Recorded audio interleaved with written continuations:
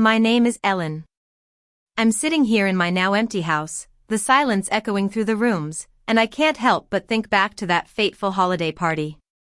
It was the night my world shattered into a million pieces.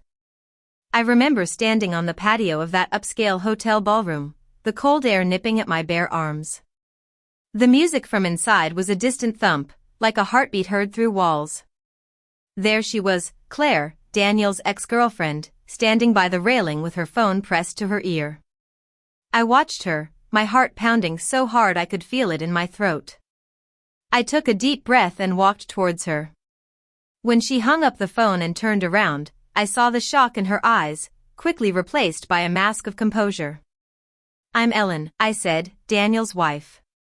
Her expression flickered, a mix of surprise, calculation, and caution.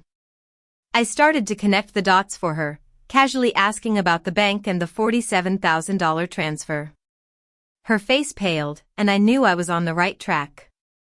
I told her I knew about the apartment, the lease, the emails, and the joint account. She tried to deny it at first, but I showed her the evidence on my phone. I laid down the ultimatum. She had to avoid Daniel for the rest of the night, start looking for a new job on Monday, and remove herself from his life entirely. She scoffed at first, but when I threatened to expose her to HR and everyone else who cared, she caved. As I walked back inside, I felt a strange sense of relief. But the rest of the night was a blur. Daniel was oblivious, his arm around my waist, laughing and drinking like nothing was wrong. Claire kept her distance, and I pretended everything was fine. But how did I get here? It all started a few weeks ago. I was married to Daniel for 4 years. We met in college, dated for 3, and got married without a hitch.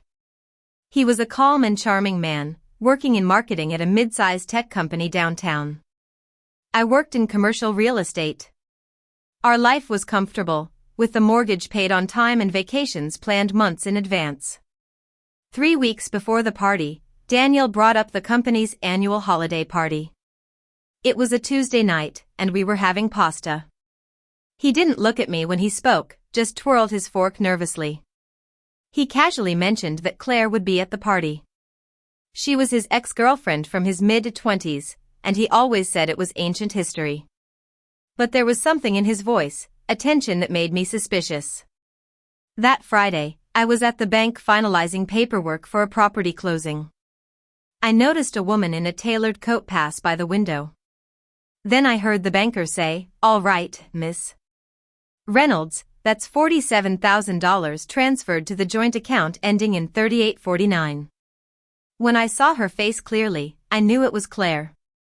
Curiosity got the better of me, and that afternoon, I opened Daniel's laptop.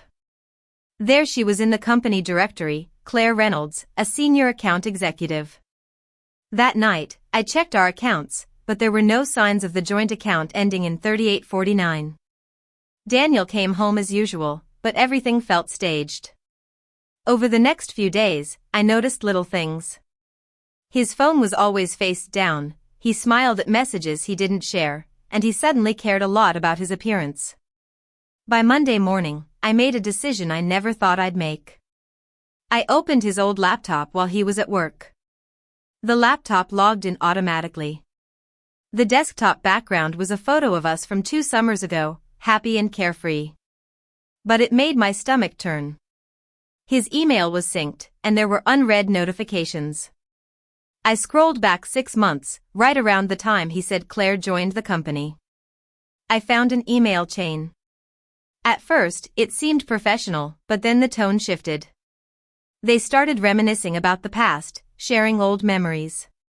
The messages got personal, and I could feel the emotional intimacy between them. It was like reading my own replacement letter.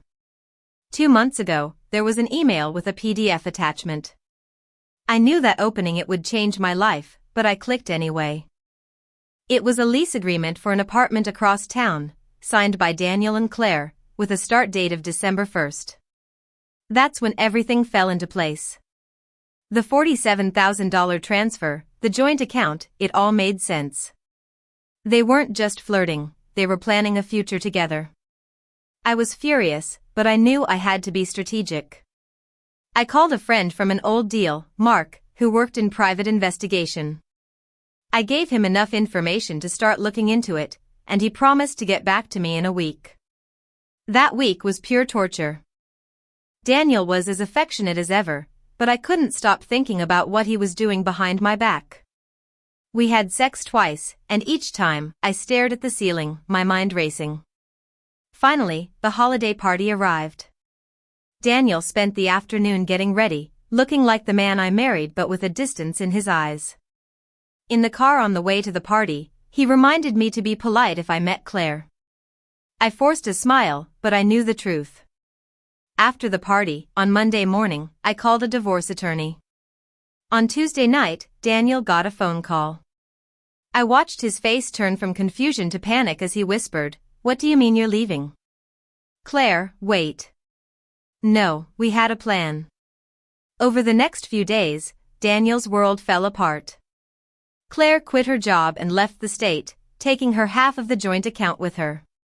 Daniel was a mess, pacing, snapping, and drinking too much wine. I finally confronted him. I told him I knew about everything, and he broke down in tears. He tried to explain, but I wouldn't listen.